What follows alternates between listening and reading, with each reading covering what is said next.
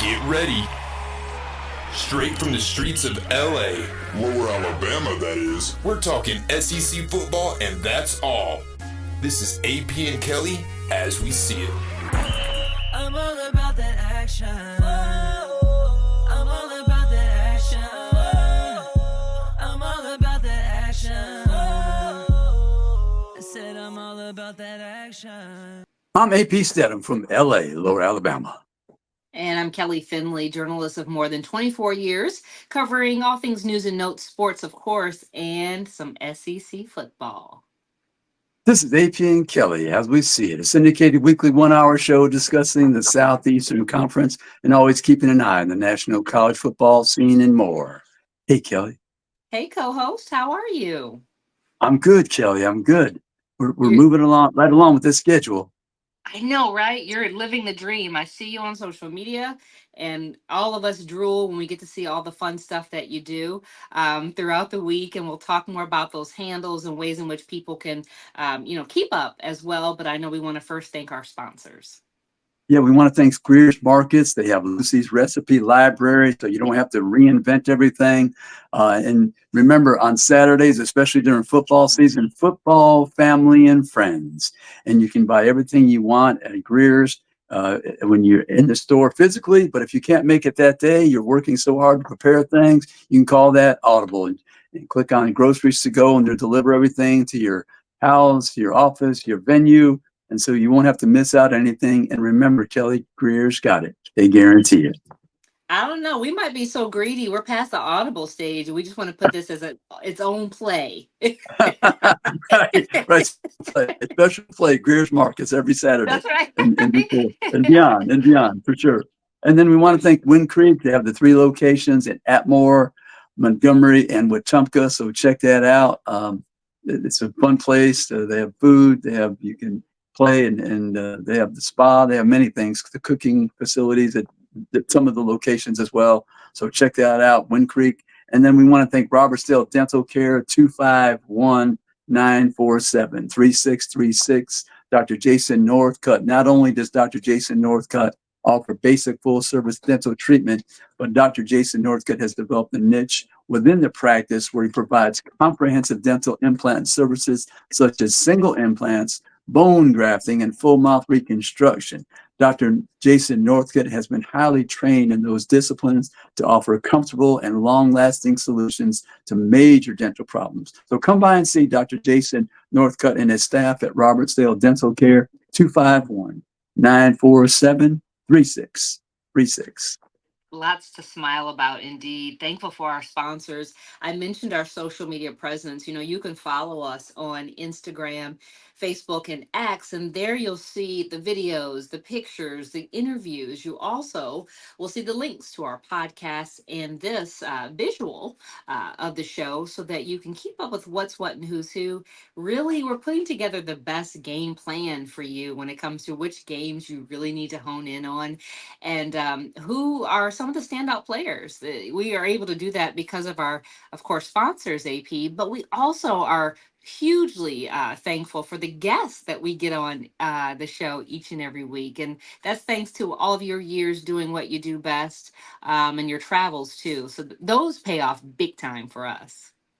Yeah, so we'll mention them right off, Kelly. Segment 2, Calum McAndrew, University of Missouri Athletics from the Columbia Tribune, and he has that beautiful Scottish accent. He knows all about the Mizzou Tigers. He'll be segment 2. And then segment 3 is Tyler Shaw, KBTX, CBS affiliate, sports director, Bryan, Texas, to discuss the LSU Tigers versus the Texas A&M Aggies.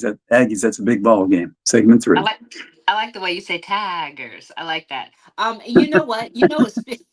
We're getting long in the tooth when we have guests come back again. That goes to show you that our show has staying power, and that's a big, big deal, especially as we move and groove through this schedule called the SEC. A lot of big games. If you're new to the show, what we do is we really highlight, 5 to 6 games and give you the do's and don'ts, maybe what they did right last week and what they need to work on, and then their current opponent this week. So first up, we're talking about Arkansas taking on Mississippi State. Did either team do anything last week that you want to really shed a spotlight on before we get into this matchup? Yeah, I think Kelly, that's a good point. I love the way you describe the moving groove we have here. Arkansas underperformed offensively. Only 10 points at home, Kelly, against LSU, the improving LSU defense. So they lost that game 34-10. So that was very disappointing for their Mhm. fans, I'm sure. Now, Mississippi State, that offense with Michael Van Buren Jr., he's a freshman, true freshman out of the Baltimore, D.C. area. He's playing very well for them as a quarterback because Blake Shapen, the transfer from Baylor, was injured. So they lost to Texas A&M. Texas A&M's undefeated. But anyway, that series, Kelly, 18-15-1 in favor of Arkansas. Now, Arkansas, Kelly, they have that inverted number that we always discuss. Total offense, 22. Scoring offense, 61. You want it the other way around. You want it the other way around. You're good on offense, but you're not scoring high because you're 109th with the turnovers. You're giving the ball away. Ooh, So that's yikes. an issue for them. Yeah. And their pass defense, 70th, scoring defense, 42. We heard today from Coach Sam Pittman, the running back that I really like, Jaquindon Jackson. He's doubtful for this ball game in Starkville. So that's a negative for Arkansas. But they have some capable players. They just have to next man up. Kelly, Mississippi State, their offense, they say Michael Van Buren, junior freshman, but their rush offense, 100. Rush defense 114, pass defense 111, total defense 122. As we know, that's way on the bottom of college football. There's only probably 10 teams or a little bit over below them. So defensively, they're having trouble. They're 131st in sacks, 129th in tackles for loss. So Mississippi State right now with Jeff Lebby and company and his offensive guru type, they're trying to win that game on offense and just trying to massage that defense the best they can. Now, I think Arkansas they might take this game because I think they're just a little bit better team and they're more balanced, I would say. So the Razorbacks win by maybe inches, or do you think this is going to be one of those Oh, games where it's going to be a lopsided score? but maybe back and forth a touchdown or so. I'm Okay. saying. Okay. I like the way I like the way you point that out. Hey, you know what? We didn't before we get to our next game, we didn't talk about where are you this week? Where are you this week and where will you be? Yeah, this week I'll be at the Magic City Classic. I'm deviating slightly. That's in Birmingham, the Magic City. So you have Alabama State versus Alabama A&M, two HBCU schools. So we try to, as I say, that more part where we go out of the conference, we try to Mhm. take in some different ball games because we love all of college football. Listen, you got that swagger, my friend. You fit in nicely to every game you go to. You represent our show so beautifully. I'm very appreciative of that. Thank you. All Thank you. right, next up, Auburn taking on Kentucky. Either team do anything that really stands out, last Yeah. weekend, and anything that will help them to get the victory this weekend. Right. Both teams. Hugh Freeze is beside himself, Kelly, because in his, I think he said 30 plus years of coaching, I believe that's the number used. They're able to do some good things, but they can't hold on to the lead. They had a Mm, double-digit lead at Mizzou. They ended up losing 21-17. They're 2-5, 0-4 in the conference. They're told once again the inverted number: 49th offense, scoring offense, 71. You want it the other way around. So, and their turnover margin, Kelly, 126th in the country, minus 1.43. So they move the ball, but they give it away. So that's why so they're they, having trouble scoring. I mean, the only good turnover is the dessert, not not giving up the Right, rock like that. right. Oh, for sure, for sure. And then we have Kentucky. They have a good defense, Kelly. Okay, their total defense in the country is 12. They're really good balance. Rush defense 22 and pass defense the same 22. But last week, Florida burned them down there for 48 points in Gainesville. That was out of character for that Kentucky team. Now they What return went home. wrong? But what went Well, wrong? it's one of those days where maybe as a coordinator, you call the wrong scheme for your defense. They're lackadaisical, and they're 18 to 24-year-olds, 25-year-olds. They do have those days when their mind is not totally focused, and circumstances get them behind, and Hmm. then it becomes overwhelming, and then the ball's rolling. They can't stop it. So Kentucky's really having difficulties right now with their team. 48 points, but I think they'll recover and play better against Auburn. I think it's going to be tough for Auburn there because I think Kentucky's defense is going to come back. Their turnover margin is -1.4. They're 78. So both teams have a tendency to turn it over. The score, offense, and the total offense for Kentucky, Kelly, 115. It's near the bottom in the country. So it'll be a tight ball game probably. Can I just say, I love the fact that you did point that out because at the end of the day, these are young men, right? And so they do have things called distractions in real life and on the field. So keep that in mind. And can we just talk about the fact, I know a lot of people are mad at their teams right now because their teams are not playing the way they want them to, but can we keep in mind these young people are balancing this thing called education, school, and life, and playing in the national spotlight, and that is not easy for any age. So let's just keep in mind that this is a game, and we're not coaches. No, 6 or 7 games. There's still plenty of football to be played. Kelly, we're at the end of the segment, so we're going to be right back with our guest Calum McAndrew from the Columbia Tribune. We'll be right back after these messages, AP and Kelly, as we see it.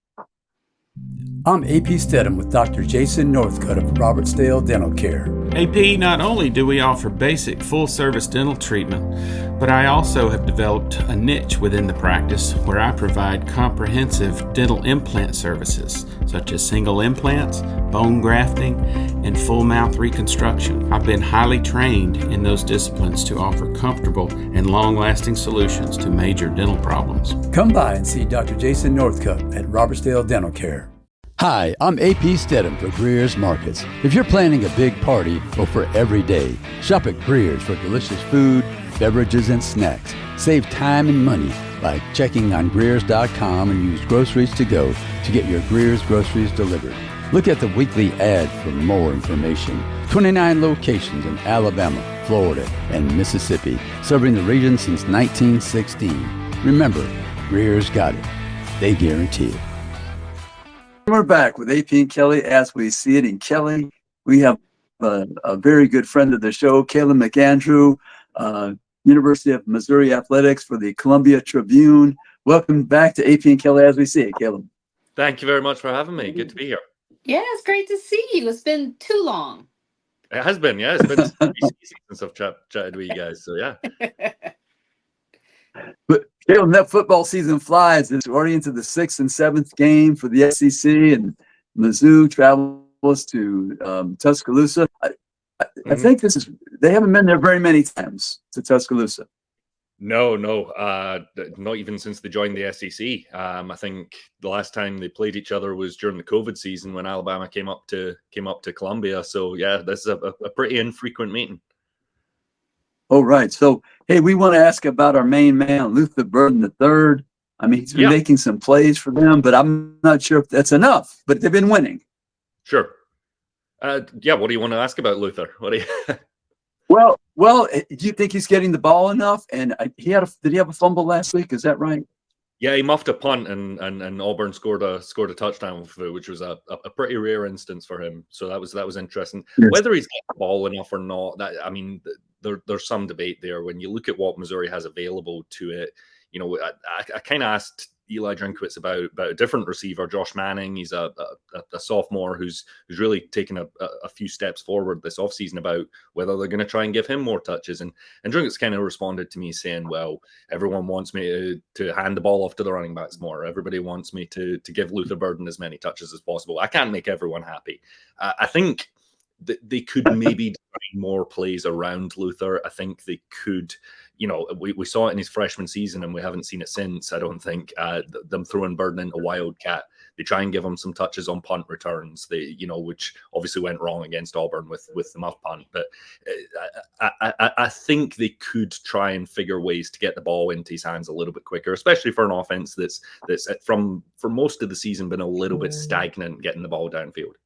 But in Right. Luther's defense, okay, the sun was in his eyes. I watched Sure. that game. I saw that. I mean, you try to catch that ball with the sun blazing in your eyes, and you could tell he felt bad about it. But his team rallied around him because that's what you do when you love your teammate. You were telling us that this is going to be your first time in Tuscaloosa, and I told you to It bring is, the yeah, it is. accent, bring the accent. It doesn't go anywhere. I know, It- right? But you're going to have so much fun. I mean, you've seen what it looks like, on Right. TV. Some know it as Bryant Denny Stadium, obviously Saban Field. What are your thoughts that you think you're going to experience, or what are you looking forward to the very most when you get to be amongst Alabama fans?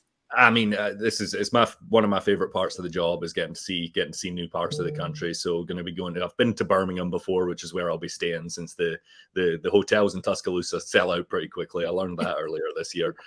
So no, I'm looking forward to a really cool atmosphere. This is one of the best parts about the SEC growing and changing its schedule up over the next couple of years is that I get to go to these formerly SEC West teams that I didn't get to go to before near as often. So, I'm a sucker for a good stadium atmosphere. So that's kind of what I'm on Saturday. But talk more about, from the offensive line standpoint, what the team needs to do to make sure they put more points on the board so that they do come out maybe in a surprise win, because Alabama has been licking their wounds a little bit. Sure. Yeah, I think it's been a question mark for Missouri so far this season and I think it's a question mark. You see it kind of a little bit rearing its head across college football right now is teams that have had to bring in players out of the transfer portal to add and to kind of bolster players leaving along the offensive line. Missouri did it with two players, both on the left-hand side of the line, both of them extremely talented players and highly touted recruits out of the portal, from Caden Green from Oklahoma and then Marcus Bryant from SMU, both guys that came in that were top 100 players available at the time. But these things take time to put together. The cohesion takes a long time for these five guys all to get on the same page. And I think we've seen that a little bit from Missouri this season so far, that the left side of the line has been a little bit leaking. They've been letting Cook get under a little bit of pressure, and we saw that a little bit again on Saturday. I think they pulled together, especially in the second half there, that the line for Missouri really managed to keep their quarterback clean a little bit more than they have been so far this season. I mean, that was really important since Cook was in the hospital for half of Saturday. I think that they managed to do that pretty well. They're going to have you look at Alabama defensive lines. I mean, that's as big a task as it comes. So I think they're going to have their hands full on Saturday. It's a line we expected a lot from, but hasn't quite hit those heights that I think we saw. And I think that has a lot to do with just gelling and cohesion. I know the Oklahoma fans, they weren't happy when that tackle came to Missouri. I know that for a fact. So no, that's the Oklahoma connection there. Calum, how does Missouri manage a dual threat mobile quarterback like Jalen Milroe? They've had to do it pretty much every week this season. I think Peyton Thorne was about the first one that really, I mean, he's not a statue, but he's the first one that really wasn't a guy that posed a real threat taking off with their legs. It was interesting. I think in week 3, Thomas Castellanos at Boston College, he's probably the fastest quarterback in college right now. He's certainly one of the most slippery and elusive. And Missouri came in with a really good plan against him, which was, hey, this guy, he's turnover prone. When you force him into making throws, he's gonna give you an opportunity to turn the ball over at some point. So Missouri kind of just kept him contained to that pocket. They made sure they weren't rushing past him and giving him 10 men in front of him, which is his wheelhouse. He can hit that edge and he can keep going. So Missouri has had a pretty good plan for quarterbacks like that. They struggled a little bit more against Diego Pavia, but mostly managed to keep his threat with his legs under wraps. They've faced a lot this season, and obviously Milroe's up there with the best. I would expect them to since he isn't quite as turnover prone as somebody like Castellanos, since he is he's got some fantastic wide receivers down there. Obviously, I wouldn't expect them to kind of dare him to throw as much, which is what they did with Boston College. They essentially kept him in the pocket and said, "Please bring it to us." don't think you can really do that with Milrose. So I would expect a little bit more balance out of whether they bring pressure, whether they bring guys, whether they bring blitzes, and that, trying to keep them contained from hitting the edge. So it's an interesting cat and mouse game. We'll see how Missouri deals with it. I like their D-line. I like their front. I think they've been pretty solid there. They had their best game on Saturday, I thought, against Auburn. So we'll see how that translates to Tuscaloosa. For those who are not familiar with Brady Cook's injury, talk more about that and then the impact on the team when he was able to make his way back to the team. I've been covering this team for 4 years now. I haven't seen anything like that. I mean, we covered Cody Schrader last year, who was getting blood pumped out of his legs after games so that he could play the next week. I mean, what Brady Cook did on Saturday was, I mean, one of the players said it this week. It was like it was out of a movie. It was Hollywood-esque. It was, I've never seen anything. The 10th play of the game, for those that don't know, he left after a what he called a hip drop tackle, landed on his ankle, went off with an ankle injury, went to the hospital. We later found out to get an MRI. They called it a high ankle sprain. Spent a lot of time. The team had pretty much ruled him out. They said he was unlikely to return at halftime. But by the end of the third quarter, we see him come out of the tunnel like he was a bull in a china shop, and it was just, I mean, a shock. He comes out onto the field. Missouri's 11 points down at the time. Cook's on a hobbled ankle. Comes out, leads 2 touchdown drives in the fourth quarter, and Missouri pulls out of nowhere a win. It is one of the more unbelievable stories I've seen in college football this year, I would say. Just an incredible tale of grit. I wrote a story, if I may shamelessly plug it, about detailing the timeline of when Cook was in the hospital, when he was in the practice facility, trying to figure out when he was in all of these different places, this game that was happening outside of the game that was being played on Furrow Field. And it's just really interesting, some of the details of what he had to do to get back on that field. I've never seen him. He means so much to this team. We saw Missouri's offense was hobbled when they had to go back up. And that's by no means a criticism of Drew Pine. That's just the situation he was thrown into. It's not an easy one to come into. But Missouri's offense was hobbled. They weren't quite able to do what they can with Brady Cook in the game. And for him to come back in that manner, it's the only reason that they won. He must have had that AP like security, to get him through travel to the motorcade. Oh my! Hey, Calum, we got about 40 seconds. Okay. Do you have a sense that Missouri players believe they have confidence they can beat Alabama? Because I've spoken to teams in the past, they weren't sure they could beat Alabama. Now Alabama's showing a little chink in the army. About 30 seconds. I don't think Missouri is, and I want to choose my words carefully here, but I don't think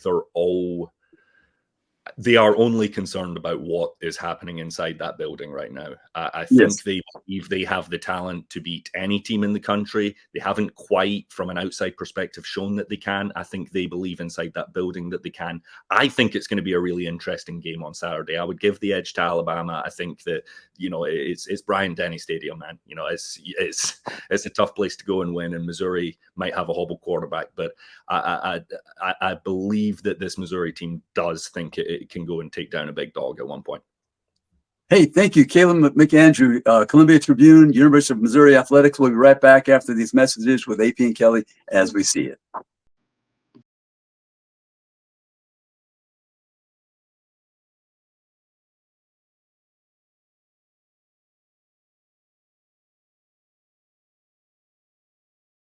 Hi, I'm AP Stedham for Greer's Markets. If you're planning a big party or for every day, shop at Greer's for delicious food, beverages, and snacks. Save time and money by checking on Greers.com and use Groceries to Go to get your Greer's groceries delivered. Look at the weekly ad for more information. 29 locations in Alabama, Florida, and Mississippi, serving the region since 1916. Remember, Greer's got it. They guarantee it. I'm AP Stedham with Dr. Jason Northcutt of Robertsdale Dental Care. AP, not only do we offer basic full-service dental treatment, but I also have developed a niche within the practice where I provide comprehensive dental implant services, such as single implants, bone grafting, and full mouth reconstruction. I've been highly trained in those disciplines to offer comfortable and long-lasting solutions to major dental problems. Come by and see Dr. Jason Northcutt at Robertsdale Dental Care. And we're back with AP and Kelly as we see it. And Kelly, we have a friend of the show. We met out in Dallas, Texas at the 2024 SEC Days. Tyler Shaw, sports director at KBTX, the CBS affiliate of Bryan, Texas, here to discuss the LSU Texas Aggies. Well, hey, Kelly, as we see it, Tyler. Yeah, good to be here. Thanks for having me on. Hey, Tyler, we always appreciate a friend of the show. Yes, good to see you guys. You as well. Absolutely. You've got a big ball game there for those Aggies in College Station, Tyler. And what I wanted to ask you first was about the quarterback. They were doing that two-step for a while, but they've kind of resolved that issue at the quarterback position with Connor Wakeman. Yeah, so and I think the head coach Mike Elko kind of he never really wanted to go back and forth between two quarterbacks. He kind of wanted his guy, and Connor Wigman was his guy to start. He got banged up a little bit in week 2 against McNeese, and that was one of those games where it was never in question. So he only played a quarter and a half. Marcel Reed came in and impressed. He looked really good. So with Connor kind of banged up, Marcel took over, and he won 3 straight games and looked like a viable starter in this league. So then maybe not so much from the coach's perspective, but from everyone on the outside, it looked like we had a little bit of a quarterback controversy with, how do you pull Marcel when all he's done is won, but Mike Elko made the decision, and it's proven to be the right decision to go back to Connor against Missouri. And that's when they had their best game this season so far, a 41-10, just pounding over the then 10th ranked Missouri Tigers. I don't know if they produced that much offensively if they had stayed with Marcel. Connor Wigman had a great game, and they seem to be, that's their guy now. And they know, at least, if anything happens, they've got a great backup to go in and fill in for him. Tyler, right, they have one of the better running backs. Go ahead, AP. No, I was going to say they had one of the better running backs, Moss. Le'Veon Moss, 96 yards a game, second to Dylan Sampson at Tennessee. He's been a real force for them. And I know most coaches, they love to run the ball. As we saw on the sideline, we saw him mouth something during the Notre Dame game. I don't think I got all the words in there, but I think he said run the ball. Yeah, that was the gist of what he said. Le'Veon's been a workhorse. They've got really a stable of running backs. When they don't have Le'Veon Moss in, they've got Amari Daniels who can hold his own as well. They had a guy that Reuben Owens, who's not even playing this year because he got hurt, that a lot of people thought was going to be the running back one. But Le'Veon Moss has just stepped up and proven that he's the guy. He's been very impressive. It's the yards after contact that's impressive too. This last week against Mississippi State, they didn't really get the run game going, but even when it wasn't going, Le'Veon still had a couple of touchdowns, and he still was very effective. And I think a lot of that is the Colin Klein offense. They bring in Colin Klein, the offensive coordinator from Kansas State, and he loves to get the ball. He loves to run the ball, and get it into all sorts of different people's hands. And I think that's just helped Le'Veon thrive in this new offense. Yeah, I was going to say, Tyler, when we hear about Texas, everything's always bigger, right? And so you covered quite a bit, but tell us what you think will be the big difference when it comes to kickoff. Who are we looking at specifically? Are you talking about specifically this Saturday against LSU? Yeah, absolutely. So the big matchup I'm going to have my eyes on are A&M's edge rushers and LSU's tackles. LSU, I think this is going to be A&M's best offensive line they've faced in LSU. But A&M's defense and Nick Scorton is going to be a name to keep your eyes on. He's a Purdue transfer, All-American. He actually grew up here in Bryan, so it's kind of a hometown kid coming back, and he's going to be a first-round draft pick. He could be top 10. I mean, he's that good.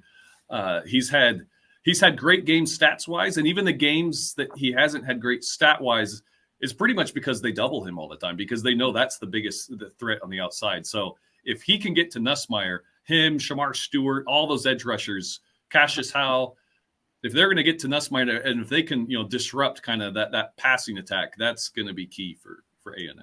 Well, with him making this a hometown, appearance, that means also a bunch of fans have specific loud voices to cheer him on. Yes, very much so. And I would not, this is such a big game. I would not be surprised if this sets kind of, maybe not the record for the highest attendance, but it's going to be 105,000 plus. It's going to be in that, top 10 all time. I've heard that it's all already sold out, student tickets wise and everything. So it's in a night game at Kyle, it's going to be popping for sure. Hey, Tyler, I think just to clarify, LSU has only given up 2 sacks, I believe, the entire season, I think. Right, and that's why I'm interested in this matchup.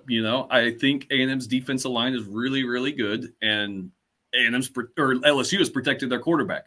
So, who's going to kind of give that pull? Is LSU going to keep protecting Nussmeier, or is this going to be the best defensive line that LSU is? So that's where I'm really kind of looking matchup-wise, one-on-one, who's going to win that battle, and maybe that determines the game. Right. What are the implications, Tyler, for Texas A&M if they win and lose? What are the implications for them? They're defeated at this point in the conference. So I got here in 2019, but even going back before, this might be the game with the biggest implications. You'd probably have to go back to the Johnny Manziel days, or maybe even before. Wow. Just because they control their own destiny. There's been a few years where A&M this late in the season mathematically has still been in the hunt for the SEC title, but they've needed help. Maybe Alabama needs to lose a game. Well, they don't need that right now. They don't need any help from anybody. They just need to win what's in front of them. And I think that's what's impressive. This is only the second time they've ever started 4-0 in the SEC. If they win on Saturday, that'd be the first time ever they've been 5-0 in the SEC. So I look at it, whoever wins on Saturday, I could see playing in Atlanta at the end of the season and playing for the SEC title. I think it's that kind of a game. Before the season, all eyes were on November 30th, the renewal of that rivalry, the Lone Star Showdown, A&M and Texas, and that's still going to probably be the next biggest game with the biggest implications. But until then, it's this one against LSU. That's bold. We love that around here. I just think so. I just have that feeling that the winner's going to be Atlanta. You know what? We always love to talk about game day and what the players are prepping and the coaches are prepping. Let's talk about the sports director. What does the day look like for you before you get to the stadium? Yeah, it's a busy day. So we do a pregame show. So this year it's been a little different. We used to do it right until kickoff. Now we're on CBS at 10 a.m. no matter the game time. So this is a night game, but we're going to be at Kyle Field on air at 10 o'clock. So from 10-11, we have the pregame show. Afterwards, and this is coming off of, as sports here, high school football is a big deal in Texas. So that's our Friday night. Our Friday night is covering high school football all across the area. And then that rolls right into Saturday morning, pregame, A&M, LSU. Mm-hmm. We'll have a lot of guests on the show. And then, we'll have a little bit of breaks. It's a night game, but, back at the stadium for all the pregame stuff. And, we'll be on the field getting highlights and, and then postgame. And so it's a long day. But this is why I did it, these big time SEC football games. Absolutely. A couple minutes left, Tyler. Tyler, we noticed that Texas A&M, their pass offense nationally 107. So what can they do to have a better pass game against LSU? Because LSU's pass defense is 103. Yeah, and hopefully for A&M's standpoint, they can take advantage of that. But that's been the one thing that hasn't been very consistent, is the pass offense. Their run offense has been great typically all season. I think, honestly, it's going to come down to that. Can they get Le'Veon Moss going early? I think that's going to open up the passing game. They still haven't had a number one receiver kind of emerge, but I think that's helped with them. Like a couple games ago, Noah Thomas had a really good game. They honed in on Noah Thomas, and they got Jabri Barber going. That was his best game he's had since coming to Aggie. He had 90-plus yards. So they've got a few guys that are capable. It's just a matter of, who's going to step up in those moments. I think you get Le'Veon Moss going, that's how you're going to open up the passing game. And Connor Wigman is going to have to play better on Saturday. He's going to have to play like he did against Missouri if they're going to beat LSU. Hey, Kelly, we've got about 40 seconds. All right, thus far, any top moment that stands out to you that we didn't get to see as a fan or doing shows like this, any fun moment you really want to highlight? A really fun moment. I think, honestly, I go back to the Florida in Gainesville. Now, what wasn't fun for me was we had a big lightning delay, and then I was on the sidelines when the rain just started pouring. So I'm drenching wet during that whole game. But the fun moment was Marcel Reed. That was his first start in the SEC, and he got that win, and his family was there, and he was celebrating with his family on the sidelines after the win. And that was A&M's first true road win in almost 3 years. So it was just the big weight off of all of the Aggies' shoulders. So that Florida win, I think, is just the big one so far. Good stuff. Hey, thank you, Tyler. Tyler Shaw, KBTX, CBS affiliate, Brian, Texas sports director. We'll be back with AP and Kelly as we see it after these messages. Thank you very much, Tyler Shaw. Yeah, thank you. Tyler.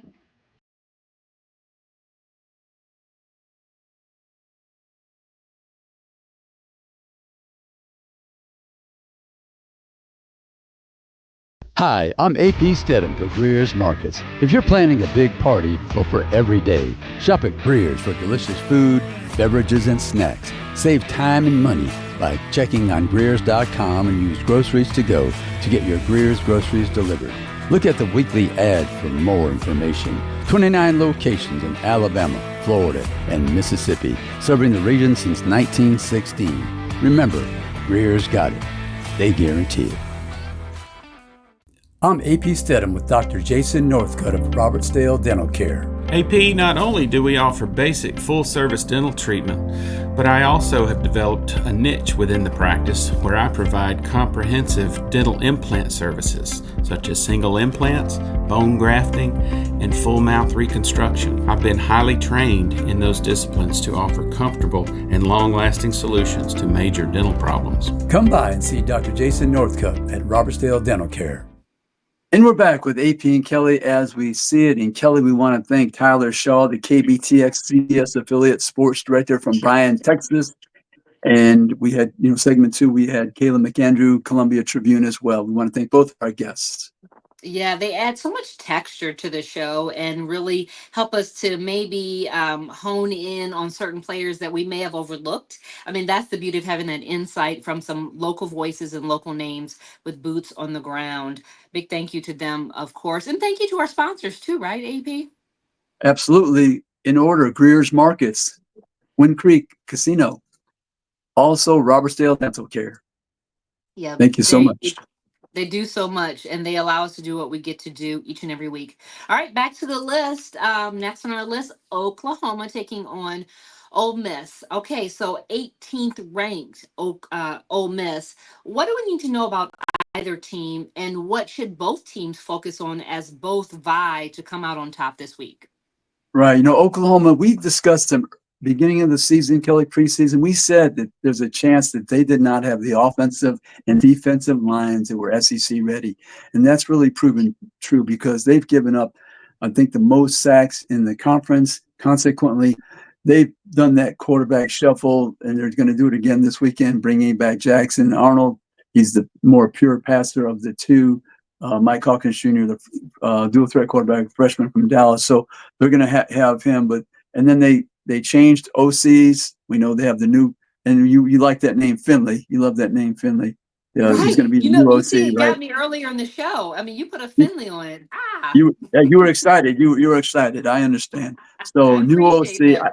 I don't know what's going to happen, Kelly, with the new OC, but they have deficiencies with personnel this season. They had a pretty good defense, Kelly, but now they're worn down. Okay, they're fourth in sacks, scoring defense 42, scoring offense 107, total offense, Kelly 128. There's only 4 or 5 teams below them in the country, and you're Oklahoma, a place where they used to hang, as Barry Switzer said, half 100 on you. Okay, that used to be the norm in Oklahoma, so they're having trouble, right? Having trouble. So, but Ole Miss, one of the top offenses in the country, Their scoring defense is number 2. Their scoring offense number 8. Their tackles for loss second. Their sacks for 7th. We believe Ole Miss is going to win this ball game. They need to because they're in that playoff hunt. They've got the couple of losses already. So every game for them is playoff. Oklahoma is just to survive this season. If Oklahoma could go back, like hit the rewind button, what would they have done differently, do you think, to get ready? Because the SEC is no joke. Do you think they could have done anything more specific? I don't know. Maybe they changed the blocking scheme to keep more people to help the offensive line because, like I say, they've given up an enormous amount of sacks. I think it's last in the league. So if you can't keep your quarterback upright, horizontal is not going to do it for you in this league or any league. That's why the big boys, when you talk about NFL, that's why the quarterbacks, why they richly reward those who keep them safe with those nice gifts they give every year. Right. The watches and everything else. Correct. Yes. But golf carts. I mean, come on. Yeah. That's hopefully they get it together because you don't want to see anyone hurt, and you want to see a really good game between both teams. But so same question as I asked you about our last teams that we covered. Big win. Will this be a lopsided type of game? Or do you think it's gonna be I believe so. I think it'll be probably double digits minimum. And when I say double digits, 10 obviously, but I think it'll be double digits. Ole Miss. They need to be at the top of their game because they're trying to make that playoff. They're trying to look pretty, Kelly, with the score in the eyes of the selection committee. Well, you got if you can look pretty and grind, and put in that work ethic and hustle, then that win will match it. But it's not all about the looks. Yeah, that score is important. That's right. That's very true. All right. Up next, I know Tyler we touched on Texas A&M and LSU taking on each other, but we really, focus more on the Texas A&M side of the house. What does LSU need to do to make sure that they retain their ranking? They're 8th, as we see on the screen. Texas A&M is 14th. What do they need to do to make sure that they come out with a win? Yeah, they probably need to run the ball some. I mean, their passing game, Kelly, is very strong, but their pass defense is low, 103. But they usually sack the quarterback. They're 7th in sacks. Their total offense is 25th. Their pass offense, as we said, is strong. It's number 8. LSU's defense is on the rise. Watch for Whit Weeks. He's that edge rusher, linebacker type. He can put pressure on the quarterback. But LSU, this is an important game from the series. In this ball game, LSU leads 36-23-3 because they played before the SEC. They were colleagues in the SEC. They have played that series many years ago, so that's why you have so many games in the series. Mm-hmm. Well, like I mentioned to Tyler, they always say it's bigger in Texas, so you're just waiting to see who's going to show up big time to be able to claim victory at this one. You mentioned earlier in the show about a call. For those who are not familiar, if you could quickly help them to understand this call that happens each week and how you're able to hear from various coaches on one call. Right. Yes, the SEC football coaches teleconference every Wednesday. It's approximately 3 hours. Each coach, 16 coaches, 10 minutes. So you can do the math, Kelly. I'll let somebody smarter than me figure that out. But it's essentially about 3 hours because sometimes it goes long. They have some technical difficulties. So you're able to ask the coaches a question, called them by the moderator. So that's what we try to listen to that. I listen to it like a radio. And if I feel I have a question, I just hit the right number and they call on you. I know when they hear AP Stedham is on the line, they better come correct because you've got some questions and that helps our show each and every week. All right, next up is Texas taking on Vandy. I mean, I think Vanderbilt's still celebrating. I mean, still. I think so too, Kelly. When I was looking at this, and I think I read this correctly because they give the stat of the series, right? Texas is number 5, Vandy 25th in the country. Kelly, we haven't said that in a while. That's been a long time that we said Vanderbilt was ranked 25th. But the series, believe it or not, and they must have played many, many years ago, is Vanderbilt favored in they have the series lead 3-8-1. So 8 times Vanderbilt has beaten Texas. Texas has only beaten Vanderbilt 3 times, and there's been 1 time. That was probably one of the most surprising stats I ever read. Right. And I'm sure Vandy wants you to keep that stat right there, and they want to stay on top of that. But surely Texas has something to say about this one.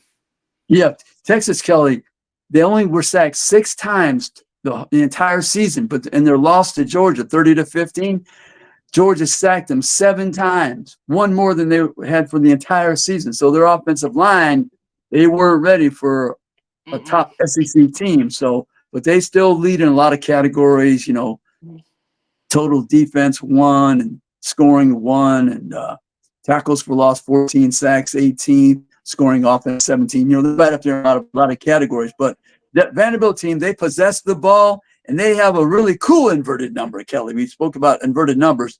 Total offense 95, Kelly. Their scoring offense is 35. 35. That's how you do it. So they possess the ball and then they score. So you got to be careful of them. Their turnover margin 17 Vanderbilt. So they get some turnovers along the way. So Vanderbilt very excited to host the Texas Longhorns for the very inaugural visit and a member of the SEC. So that's a big ball game. I'm glad you, gave us that insight, because it's very easy to get caught up in rankings, right? We see Texas is ranked 5th and Vandy 25th, right? You cannot get caught in the numbers when it comes down to the actual ball game. And we also know, take Alabama for instance, where they were ranked prior to what has happened this season. Yeah. And I always think that it's important to keep that in mind, because these are people, these are human beings, and some have off days, some have on days, and sometimes those days intersect with game day. Right. For that, Missouri is going to be traveling to Tuscaloosa. Alabama is ranked 15th, Mizzou 21st. Mizzou overcame Auburn 21-17. We know Alabama had the big loss to Tennessee. Kelly, Alabama, they lost to Tennessee by a touchdown. So the defense, they give up 24 points. That's not an exorbitant amount. Offensively, they sputtered. In that game, the Tennessee quarterback interceptions, Alabama 2 interceptions. They fumbled the ball. Alabama 15 penalties. That's a carryover from Nick Saban. He was having double-digit penalties by his team for a couple of years, Kelly. So that's not something new, but they got to clean that up. One note, Nate Noel, has a foot injury from Missouri. He's going to be out. He's the transfer from App State. But we know that Luther Burden III and Brady Cook, that's a good combination. Should be an excellent ball game between these 2 teams. Looking forward to it. Which one's coming out on top, AP? I think Alabama at home, I think the pressure's on them because they have the 2 losses. You heard it here first. Thanks for tuning into this edition of AP and Kelly As We See It. Have a great week. Enjoy the games. We'll see you back here next week.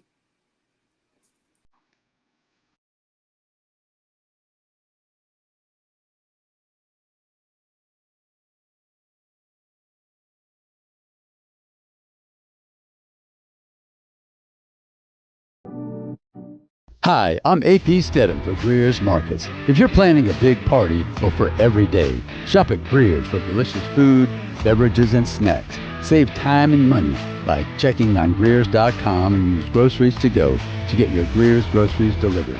Look at the weekly ad for more information. 29 locations in Alabama, Florida, and Mississippi, serving the region since 1916. Remember, Greer's got it. They guarantee it.